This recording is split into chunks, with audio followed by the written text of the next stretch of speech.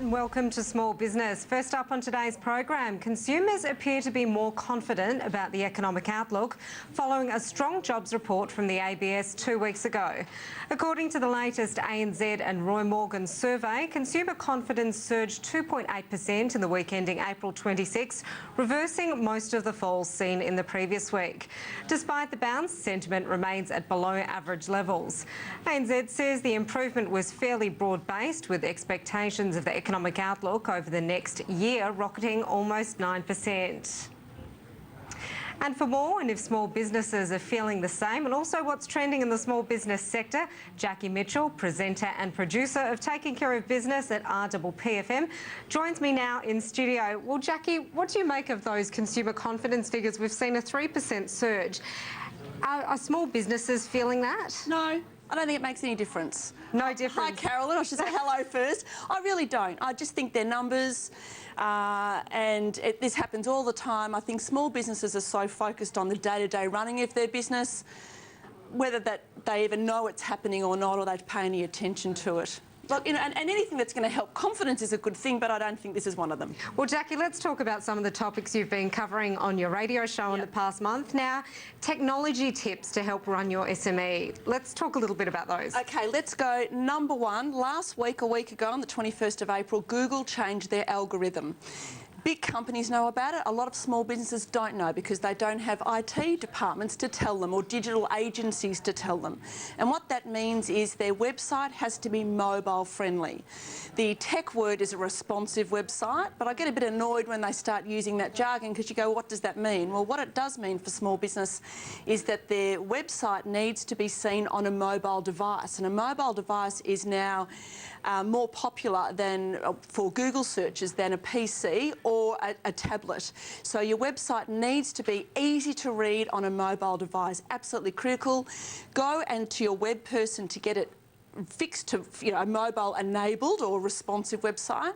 And another key tip is you should be paying around about $1,000. I've read stories of $15,000. You're getting ripped off. Be very careful that there will be some people taking advantage of this. But if Google searches are important to your business and you want to appear in the top bit of Google and the top rankings and not be penalised, you need to have a mobile-enabled website. And we're going to talk a bit more about that later on in the show as well, because it does affect small business. Now, the role of social media is also changing. How can small businesses use this to their advantage? And I remember you saying on one of your radio shows that likes can be deceiving. Absolutely they can. So radio show being Taking Care of Business. I speak to a lot of experts, and social media is always a common topic because it's an area that I find that small business struggle to understand or to use effectively. And they most likely measure whether their social media is successful, particularly Facebook. It's #1 social media app, for instance, that they have so many likes. Oh, we're doing really well on Facebook. We have 1,000 likes or 100 likes. Very deceiving. It's all about engagement. So it's about looking at when you put a post up, who's reading it?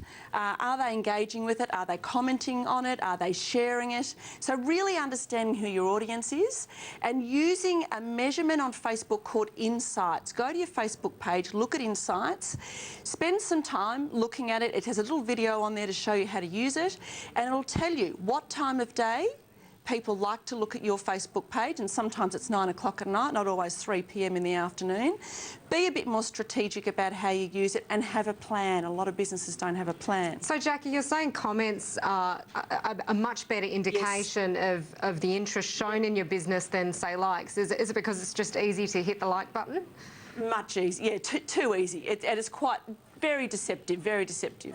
And data is also being used differently by SMEs these days. Tell us a little bit about that. Well, interesting, Carolyn. It's being used by good SMEs. Data's always been used in the past to look at the past, to look at the history of how your business has been performing. What data is being used for more now is looking into the future. So looking at trends, looking at different measurements of how you can then plan and prepare for the future. So all different data, like I mentioned, the insights on Facebook is one bit of data that you can actually have a look to see what's happening, how your business is performing. But what's happened now, Carolyn, which is really the big change in business, it used to be that businesses would tell the consumer or the customer, this is the product, this is the service, this is what we want you to think.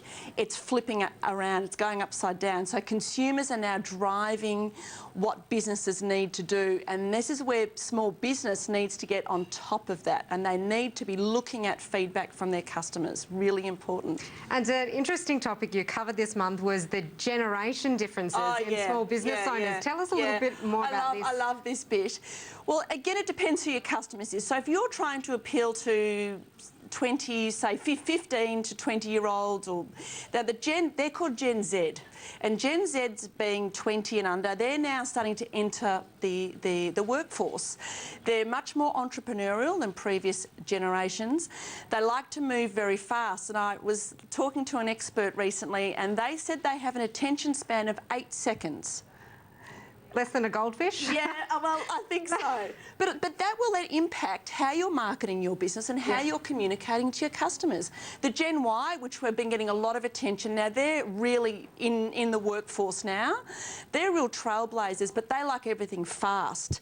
And so they want it right now. They don't want to wait. So things like technology's been really important to them. And they've grown up with technology, unlike the Gen Xers. Now, the Gen Xers, I'm in that category, much more cynical, much more stressed, and much more traditional. I mean, they are generic descriptors, but it's a good start. So looking at segmenting your audience, that's what it's all about, and understanding what makes them tick, and that will then help drive your marketing and your planning in your business. And another topic which will be particularly interesting to our viewers, common mistakes that startups make.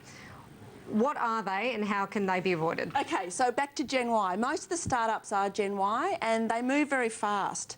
So what they do, because it's technology and they don't create barriers to entry, and what that means is that a lot of the technology is very easy to copy. So they get the technology, put it out to market really quickly because they're actually wanting customer feedback quickly. So that's a good thing. The bad thing about that is they don't tend to plan so much. And there's a lot of technology out there and they're not that clear on their point of difference, and they must understand the purpose. What is it about this technology, whether they're creating an app or they're creating some sort of technological change? What benefit is it going to serve the customer? And the customer isn't everybody.